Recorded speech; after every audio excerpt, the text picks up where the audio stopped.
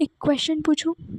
कितनी बार ऐसा हुआ है कि आपके दिमाग में हिंदी सेंटेंस रेडी था, लेकिन इंग्लिश बोलते वक्त आप वहीं अटक गए? कैन बोलूं, कुड बोलूं या वुड बोलूं, और फिर आपने कुछ बोला ही नहीं। ट्रस्ट मी, ये प्रॉब्लम सिर्फ आपकी नहीं है, मेरे साथ भी हुआ है। इसलिए आज ग्रामर नहीं पढ़ेंगे, आज हम रियल लाइफ सिचुएशन से सीखेंगे। जैसे ही सिचुएशन बदलेगी, वैसे ही वर्ड भी बदलेगा। चलिए शुरू करते हैं। सोचो, आप अपने फ्रेंड के घर गए हो और आपको पानी चाहिए। आप बोलते हो, can I have some water? यह बिल्कुल नेचुरल इंग्लिश है।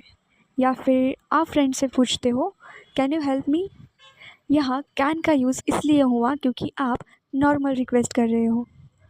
और एक एग्जांपल, आई कैन स्विम, यानी मुझे स्विमिंग आती है। Simple rule, can is equal to ability या नॉर्मल रिक्वेस्ट। अब वही सिचुएशन थोड़ी चेंज करते हैं।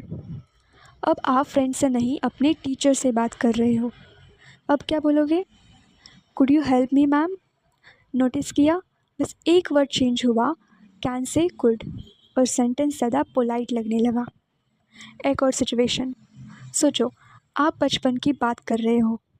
When I was 8 I could ride a bicycle, यानी मुझे बचपन में साइकिल चलानी आती थी। तो यहाँ सिंपल रूल होता है, could is equal to polite request या एबिलिटी। लास्ट सिचुएशन, आप रेस्टोरेंट में गए हो, वेटर आता है और ऑर्डर पूछता है। अगर आप बोलते हो आई वॉन्ट कॉफ़ी, गलत नहीं है लेकिन थोड़ा डायरेक्ट लगता है। उसकी जगह I would like a coffee please, कितना पोलाइट लग रहा है ना? या वेटर पूछ सकता है, would you like some dessert? So यहाँ सिंपल रूल होता है, would is equal to polite, choice और ऑफ़र। अब मुझे कमेंट्स में एक सेंटेंस लिखकर बताओ जिसमें तुम कैन, कुड, विल या वुड यूज़ करोगे। मैं पर्सनली रिप्लाई करने की कोशिश करूँगी। और अगर आप मॉडल वर्ब्स पार्ट 2 चाहते हो तो कमेंट में सिर्फ लिखो पार्ट 2।